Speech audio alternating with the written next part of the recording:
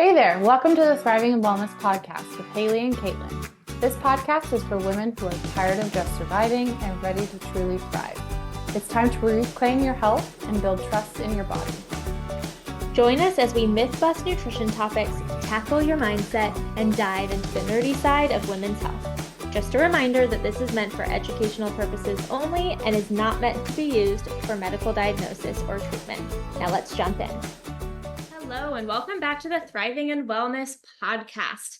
Today, we are going to talk about the mind-body connection. And this is just such a fascinating piece where I feel like it almost like surpasses science to me.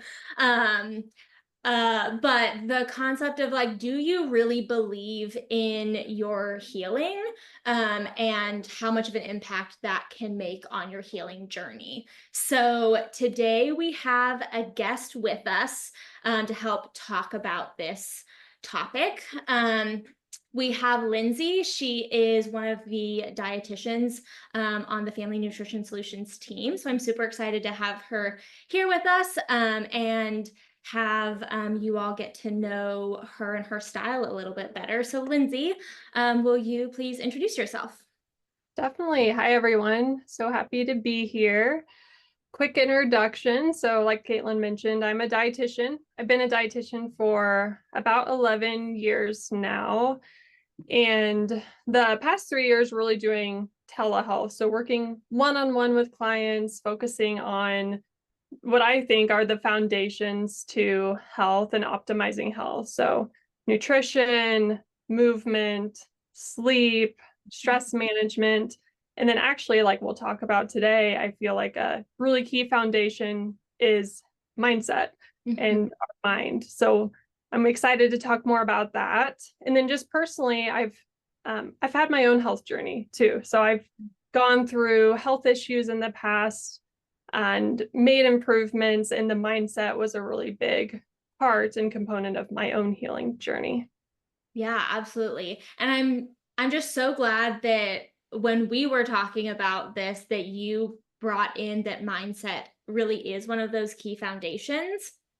One of our episodes on the podcast from season 1 was about, we just call it the foundations, but it was about all of the other things you talked about, like, nutrition, sleep, movement, those things. And you're right, mindset really does need to be one of those key foundations that is, just something that we're constantly talking about and bringing back to. And I think we talk about mindset in terms of like, I don't know, like, are you feeling positive or, kind of in a different sense, but like truly believing that you can heal yourself.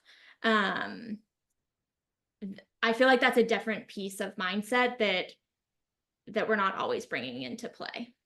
Yeah, exactly. And I know as a practitioner working with clients, I haven't always talked about mindset. I didn't even really know about it or think about it until the past couple of years, getting more into the holistic side of health and nutrition, and then realizing how key it was with probably clients I've worked with in the past and then within my own self. Because if you know all of the things, all the things that you should be doing or could be doing, but if your mind isn't a part of that, and if you don't believe that you can do it and believe that it'll help you, it can definitely be a barrier in the healing process and journey. Yeah, absolutely. So I feel like I do really well with examples. So one of the ways that I've seen this like mindset piece brought up is the kind of switch from people saying like, I am diabetic, or referring to people as you're diabetic, and switching that to like, I have diabetes, and kind of like separating yourself from identifying with the condition. Do you have any other examples of, I feel like that's like the biggest one that I hear. Yeah, definitely. I feel like a common one that I hear lately, just working in the women's health field, is with PCOS specifically, or insulin resistant. So instead of, like, a lot of clients will be like, I have PCOS. So, you can kind of not blame different symptoms on your condition, but sometimes it becomes your identity. Like, I have insulin resistance, or I have adrenal dysfunction, or I have high cortisol. Like, that is who you are. But instead of thinking about it in that way, more so, like you said, like, knowing that it's a condition that your body's going through, but it doesn't define you. It doesn't define you as a person, and it doesn't define your future self either. Yeah. And I think one thing that is challenging is there are some of these conditions where it's like, okay, you may be currently experiencing adrenal dysfunction, but that doesn't necessarily mean that you are always going to have adrenal dysfunction. Whereas diabetes and PCOS, that's more of a chronic condition that you will likely have for the rest of your life. There are times when I've worked with somebody and, they've had diabetes as a diagnosis, and then we've been able to, kind of get them out of that space. But for the most part, like, those are chronic conditions. So especially in those instances, how do you help people with their mindset around having a chronic condition, but not having it become a part of themselves? Yeah, great question. I would say learning how to think about it in a way that you're thinking you're supporting your body, you're nourishing your body with whatever those conditions are or symptoms are. So it's not like, again, defining yourself with the condition, but knowing that you're going to need to support yourself and give yourself some extra love to, like, thrive and feel like you're living the optimal healthy life that I feel like we all want to live. So taking it to more of like a nourishing mindset and supportive mindset versus a mindset of like lack because of the condition, or restriction because of the condition. So just again, with the mindset piece, kind of switching it from more of the negative restrictive thoughts, or to more of the thoughts of empowerment, of compassion, of healing. Those are some good switches to make mindset wise. Yeah. Are there any specific, like, strategies or things that you'll, have your patients do to help kind of get them into that more of like empowerment, hopeful mindset? Of course, I feel like a few different strategies that have worked really well for clients that I work with, and then also for my own self and my own healing. What has been affirmations. So in order to really get your mindset shifted, sometimes you have to repeat things to yourself multiple times mentally and out loud too, just to make it feel real. For example, for my own health and healing journey, I've gone through times of very extreme fatigue, feeling really weak, not being able to do the things that I love, like mountain biking and hiking and skiing and all the outdoorsy adventures. So I've gone through times where I was drained and I just couldn't do those things. And so my healing journey, getting to a place of being more strong, I had to start telling myself some affirmations when I was out doing these things. After I was like healed physically, I was still healing mentally. So one of the affirmations that was really helpful for me was, I'm strong, I'm confident. And I was saying for a while, I'm healing, but that still seemed like I wasn't quite there yet. So I started to say I'm healthy. So I'm strong, I'm confident, I'm healthy. And I would like say that over and over to myself as I'm like riding my mountain bike up a mountain. And it really helps, versus thinking in my head, the thoughts that I was thinking was like, oh my goodness, am I going to make it up? I feel kind of tired. Am I okay? Am I making things worse? So switching that up in my head, the more I did that, the more it became my like reality. So that's one thing that I feel like has been really helpful. Yeah, might be so silly, but it reminds me of the children's book, like like Thomas the Train, or like, I think I can, I think I can, I think I can. But like even more positive of like, I can, I can, I can. Exactly. For Uh, sure. So like those quick, easy affirmations, just like I can, or I think I can, like something as simple as that. And then finding specific times of the day that maybe you do that. So it could be like when you're brushing your teeth every morning, you go through some positive affirmations, just so you're starting your day off really positively. And maybe at the same time at night, brushing your teeth, do the same thing, just think mhm. it through your mind.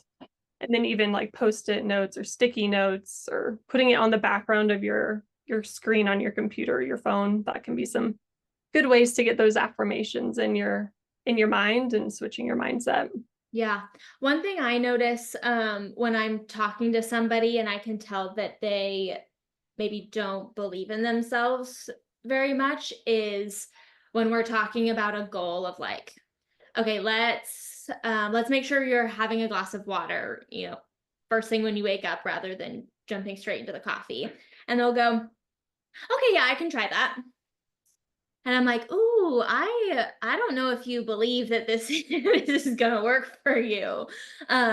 So whenever I hear that word try, that's when I pause and I know that I need to dig a little bit further, um, for my patients, but for myself too. When I'm like, "Oh, I'm gonna try to do that," I'm like, "Ooh, that is not gonna happen."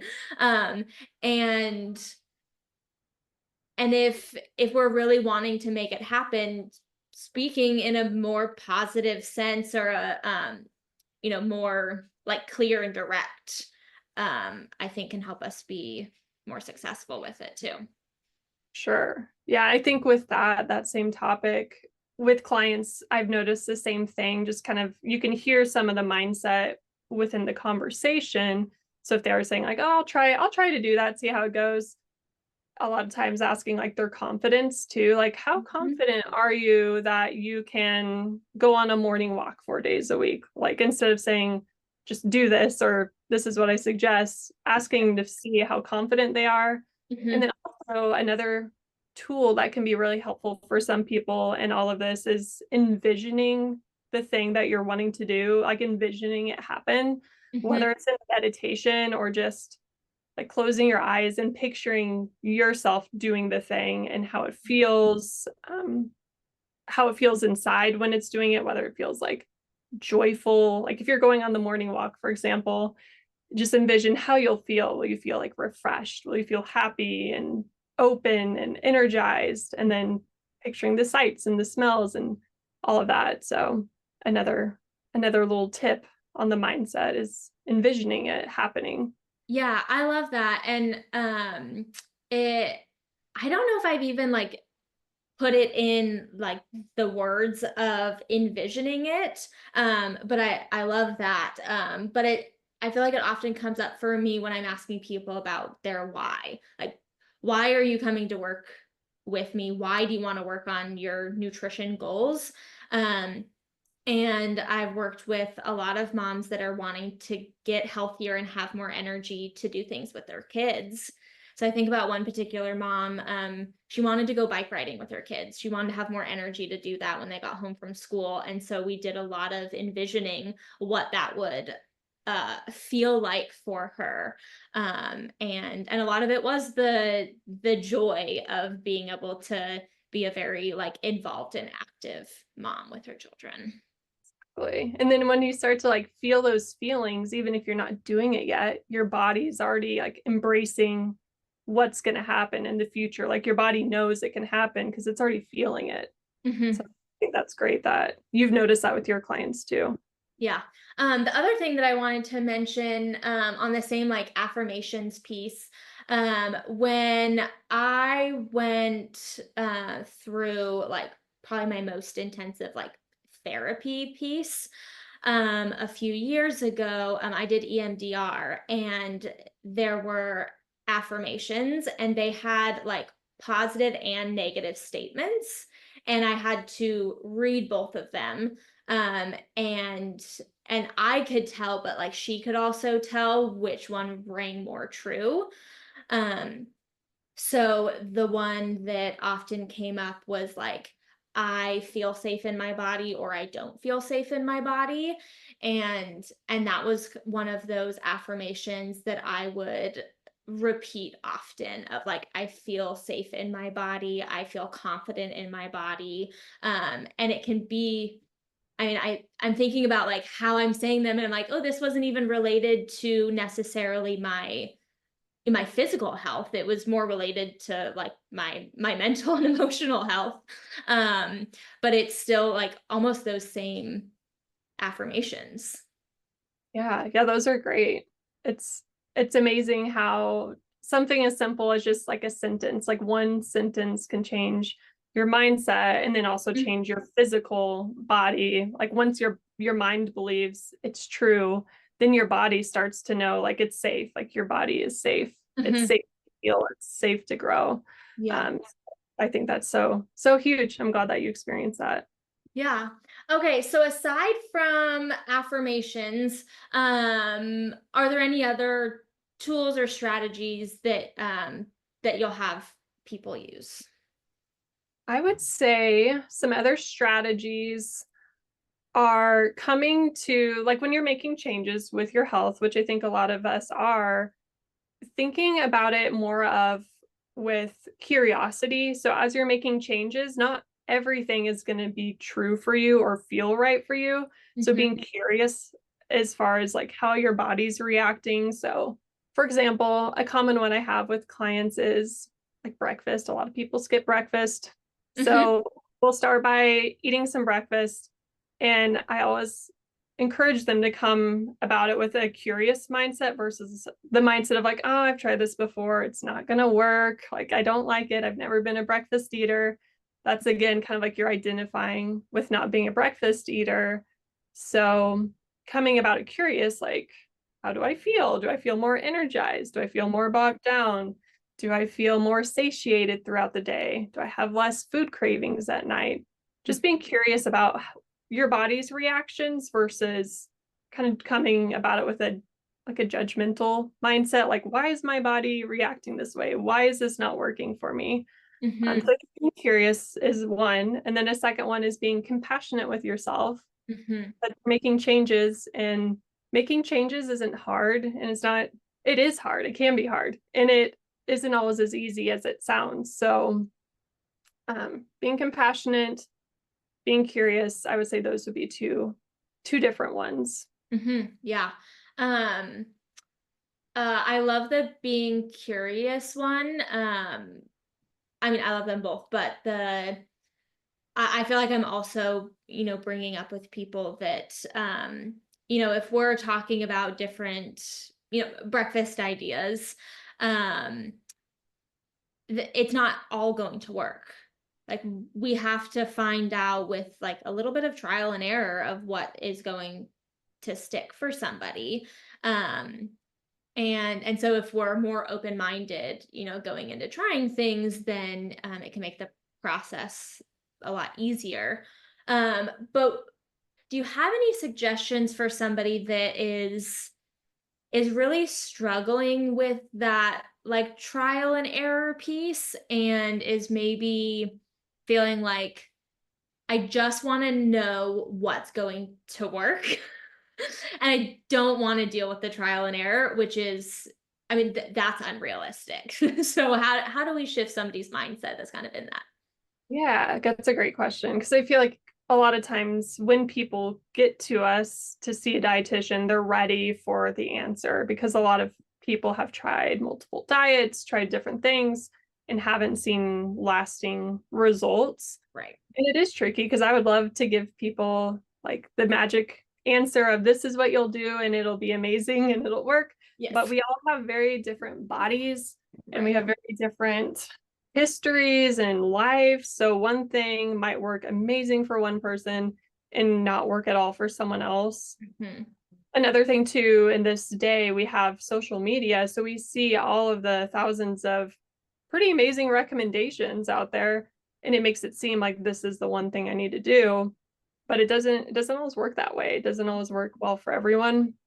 So again, going back to your trial and error kind of mindset, I think setting the expectation from the beginning. When I work with clients, like, this is trial and error. Every time we meet, we're going to see how what we discussed worked for you. And we might have to modify it to make it, one, like, feel good, and then two, be sustainable. So yeah, thinking about it as the long haul, like, you're in it for the long haul, not so much as like the quick fix kind of set. Yeah, absolutely. With the compassion piece, do you have any like specific tips on how to help people be more compassionate with themselves? I would say the affirmations being helpful, and then also journaling is another great tool that can be helpful with self-compassion. So being honest with yourself and open with yourself, and kind of journaling through what you're experiencing, the positives and the negatives, can be a really helpful tool. And then along with that same thing, gratitude, like thinking through the day, even if your day wasn't perfect. None of us have perfect days. So it doesn't have to be perfect, but ending the day with some gratitude, or starting the day with the gratitude for the things that are going well, I think can end things on a positive note too. Another one could be like progress over perfection versus thinking everything has to be perfect. Kind of the all or nothing mentality, I think, is very common. So knowing we're not aiming for perfection, and it doesn't have to be all or nothing. It can just be progress over time. Yeah. Yeah, I noticed that where people will, start an appointment and like, I didn't do anything that we talked about, and then they start telling me exactly what happened over the last 2 weeks. And I'm like, well, I get that, the goal was to work out 4 times a week, and you didn't do that, but you did it twice a week. And prior to that, you were doing it maybe once a week. So like, you have made progress. This, you've done a great job. And sometimes it's hard for people to like see that themselves, unfortunately. Exactly. And it's so true, because we can be our own worst enemies as far as the expectations that we set on ourselves. So having that mindset shift to, I am making progress. I look at myself 2 years ago or 2 months ago, and consider all the progress that you made, even if it's not quite where you want it to be yet. Yeah. I've also heard with this like compassion piece to like talk to yourself as you would talk to your friend, because you're not gonna, knock down your friend when they're like, I'm so bummed because I didn't, do all of these things that I wanted to do. Like, you're gonna lift them up and help them recognize all of the great things that they have been doing. Right. Yeah. Treating yourself the way you would treat your closest friends or anyone else, because you are like, you're you, you can't get away from yourself. So if you treat yourself better and you come about it with some compassion and self-love, then it's just going to make things much easier in the long run, and it'll feel good. It'll feel more empowering. Yeah, absolutely. Switching gears just a little bit in terms of like, if there's any providers listening, or even if you're, thinking about providers that you're working with. This was one thing that I was really paying attention to, like, how am I phrasing things to patients when they're, coming to me with a new diagnosis? Or if we're talking about something that's less of like a formal diagnosis, but like adrenal fatigue, and making sure that that I'm not saying things like, you have adrenal fatigue, and trying to not word it in a way that they feel like this is a chronic condition that they're going to be suffering with forever. And yeah, helping with that mindset. So I'm supporting their healing, not making it worse.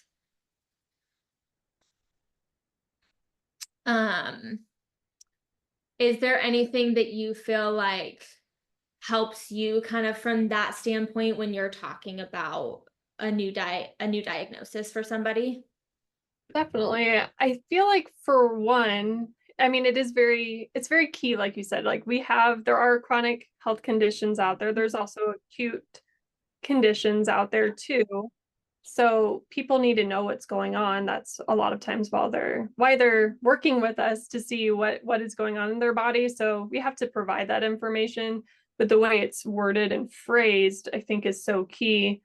And then sometimes it can be validating for clients to hear like, oh, this is why I've been so tired. This is why I feel like I don't handle stress well, or this is why I've been getting so sick all the time. So it can give them a little bit of validation, but then not ending there, then talking about what to do about it. So knowing this isn't the forever situation, there's improvements that can be made or ways that you can support your body with whatever that condition is. So having it feel more, again, empowering as far as here's what's going on and here's what we can do about it versus here's what you have. Yeah. And I think the other thing that's important to remember is what really matters is how our patients are interpreting what we say to them. So always, double checking and being mindful that, that they're hearing what we want them to be hearing. And that might even be, like retouching base on things and making sure, especially once we feel like they've, gotten out of that, acute condition, that they're not still like fully identifying with that any longer.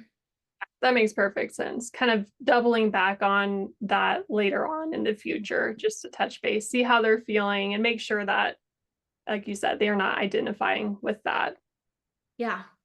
Okay, so to wrap us up for today, we always like to leave you guys with something to think about. So we want you to think about, is your diagnosis defining you? Are you, over-identifying with, whatever condition you have? And then what strategies do you need to focus on to aid in your healing? So maybe listen back through this episode again and think through, is it the affirmations? Do you need more self-compassion? Do you need to be more curious? Or do you want to start journaling? Which one of those strategies, and just pick one to get started with, because you don't want to overwhelm yourself. But what do you think is going to be the most helpful for your healing journey? Is there anything else you wanted to include for today? I think that's great. Thank you so much. Yes. Thanks for being on the podcast with us today, and we hope to have you on again in the future. Sounds good.